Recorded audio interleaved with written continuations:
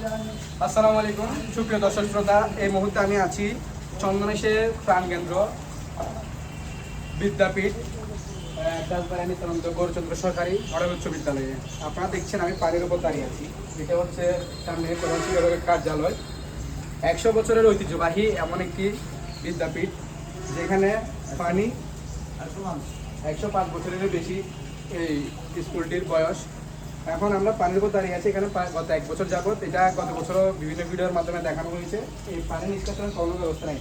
আজকে already SSC পরীক্ষা, practical পরীক্ষা চলতেছে। শিক্ষার্থীরা এই পানির মধ্যে অল্প একটু বৃষ্টি হয়েছে, সর্বোচ্চ 5 থেকে 10 মিনিট বৃষ্টি হওয়াতে এখানে পানি উঠে গিয়েছে।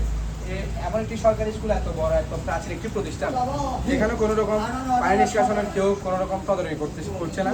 আগে যে নালাটি ছিল ওটা নাকি বন্ধ হয়ে গিয়েছে। তো এটা ওনারা অনেক জায়গায় আবেদন করা হয়েছে, কিন্তু কোনো রকম সাড়া পাচ্ছে না।